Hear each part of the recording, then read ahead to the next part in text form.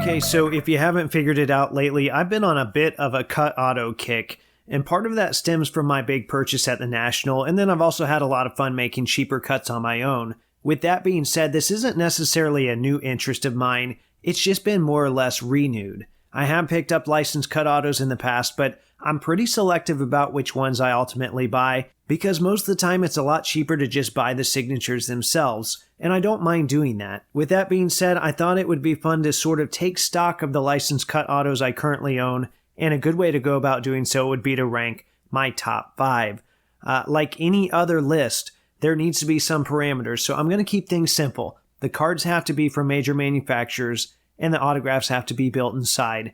They've got to fit those two rules, otherwise they don't count. So without further ado, I'm going to go ahead and start with number 5, which is a 2016 Leaf Best of Basketball cut signature of Marcus Haynes, numbered to 119. Now, you might be thinking, that seems like a really high print run for a cut autograph, and you're right, it most certainly is. I don't actually mind the higher print runs though, because they make it easier for more collectors to pick up autographs from players who left their mark on the game. And I want to give credit where credit is due. Out of all the major manufacturers, I think Leaf has done the best job of tracking down basketball cuts and getting them into products. This Best of Basketball release had over 150 different subjects, ranging from Hall of Famers to lesser-known pioneers. Many of these signatures aren't especially rare, but they almost never show up in card form. Leaf has effectively bridged that gap. One such example is Marcus Haynes, one of the greatest ball handlers in the history of the game. Haynes first made his mark with the Harlem Globetrotters, where his lightning-quick dribbling and dazzling showmanship became his signature attraction. So much so that the Globetrotters even played doubleheaders with NBA teams to help boost attendance for the league. In 1953, Haynes branched out on his own and formed the Harlem Magicians, a barnstorming team that blended entertainment and competition, much like the Globetrotters. That connection is what makes this specific cut auto so fun. The signature was taken from an old check from Haynes' time with the Magicians, so while the print run of 119 might be high, the story behind the document itself is what elevates this card and makes it one of the more meaningful cuts in my collection. Alright, next up at number 4 is a 2010-2011 Timeless Treasures Souvenir Cuts auto of Al Servey, numbered to 5.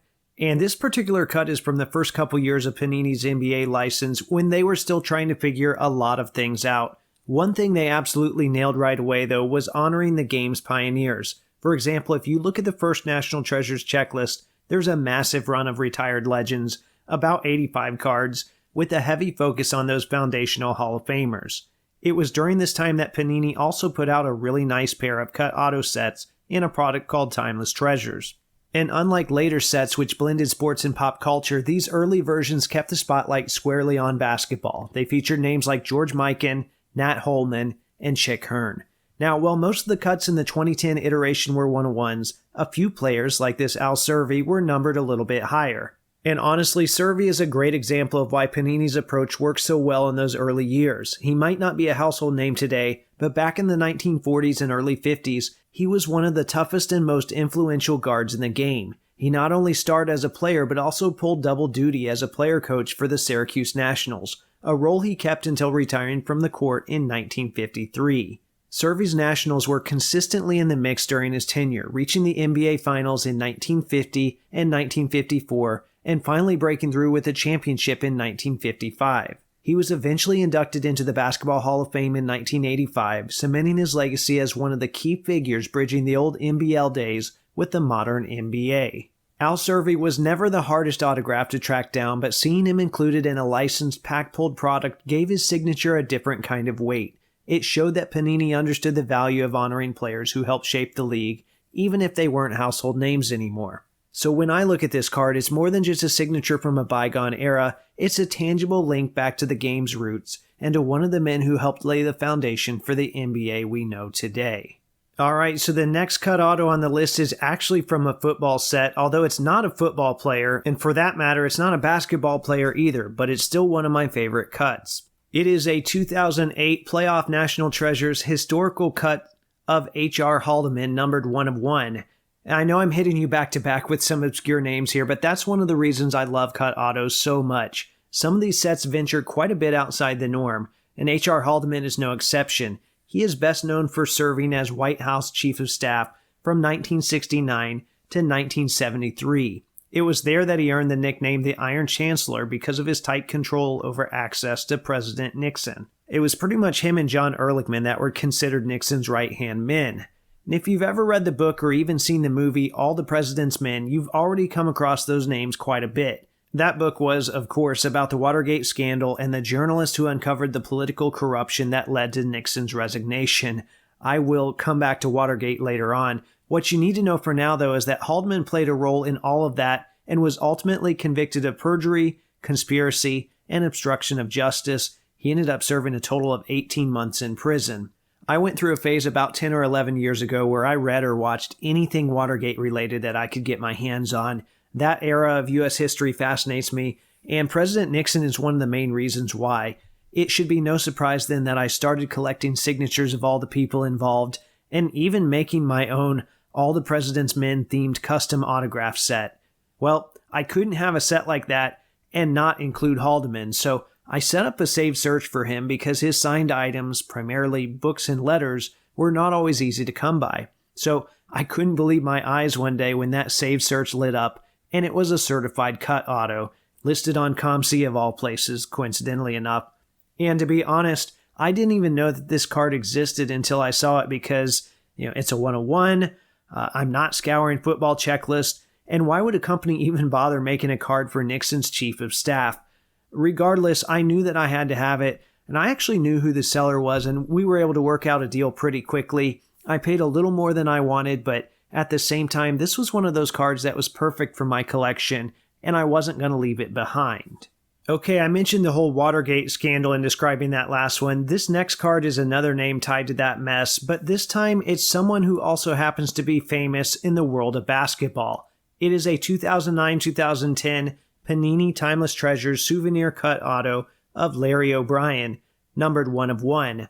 And yes, this is the guy the NBA championship trophy is named after. But before I circle back to basketball, I want to give you a little more of his story. Larry O'Brien got into politics at a very young age, and he eventually connected with John F. Kennedy and played a big role in organizing both his Senate and presidential campaigns. O'Brien was brought to the Kennedy White House as a special assistant, focusing on legislative strategy. He stayed in that role until JFK was assassinated in 1963. Interesting fact, O'Brien was actually in the Dallas motorcade that day. He witnessed the assassination, and he was on Air Force One when Lyndon Johnson was subsequently sworn in. You won't see him in the most famous photo from that moment, the one that's in all the history books and the first result when you search it online. But if you take the time to look through some of the other shots, you're likely to find him there. Anyway, O'Brien stayed on and helped push through some of the landmark pieces of LBJ's agenda, including civil rights and the Great Society programs. Once Johnson bowed out in 1968, O'Brien shifted over to Robert Kennedy's campaign,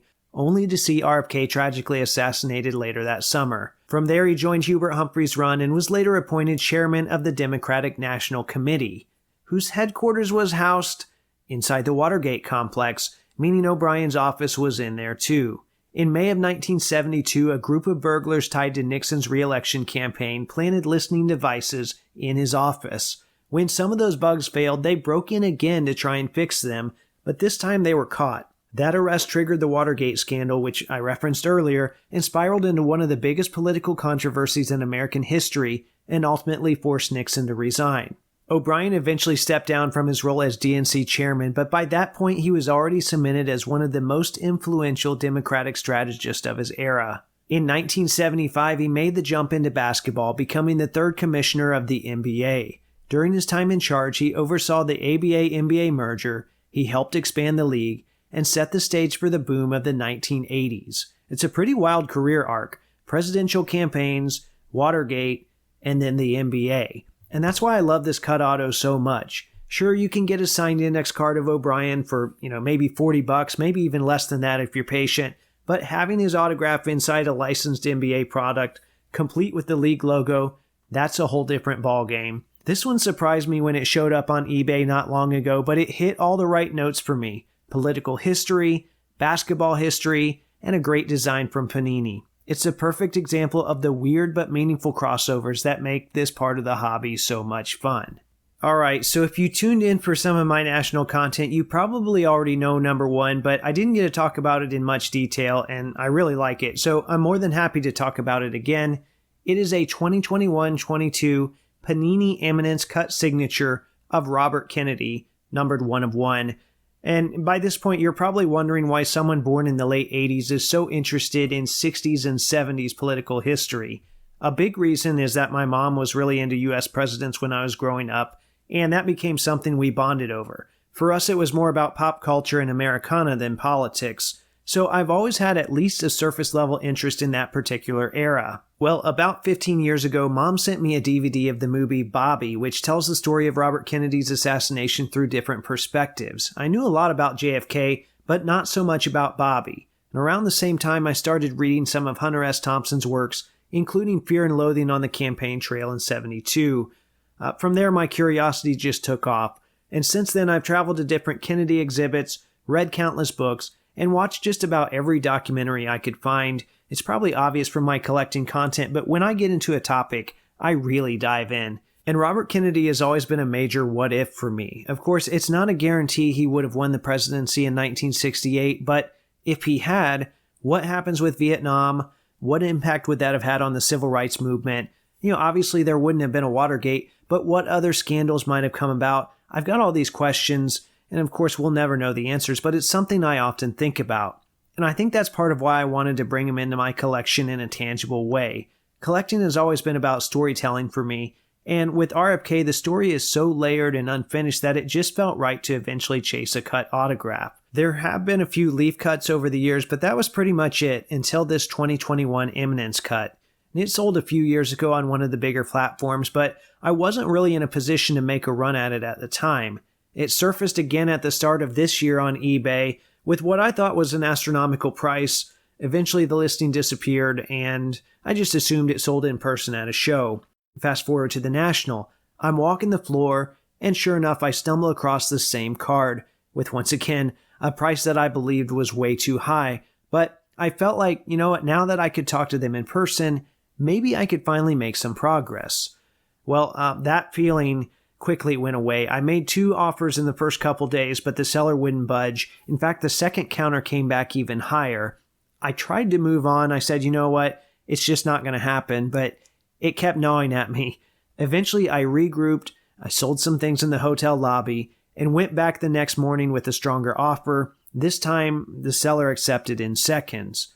Ultimately, there are other RFK cuts out there, but it mattered to me that this one came from a licensed basketball product, which probably seems strange to some. It's not like Bobby was out there lighting it up on the hardwood, but it's an unlikely crossover of 2 major interests of mine, political history and the NBA. Plus, it also happens to be my very first Eminence card. I've always kind of admired the product from afar, but there really wasn't anything in there worth aiming for me at least, until now. And in the end, this card checks every box for me. A meaningful signature, a licensed NBA product, and a personal connection that goes way beyond the hobby. It's easily one of the centerpiece cards in my collection. Alright, well there you have it, my current 5 favorite licensed cut autos. I say current because I'm always open to updates if something bigger or more meaningful comes along. Now that you've heard about my list, I'd love to hear from you. Do you have a cut auto that holds a special place in your collection? Let me know in the comments. Otherwise, make sure to like and subscribe. And as always, thanks for watching.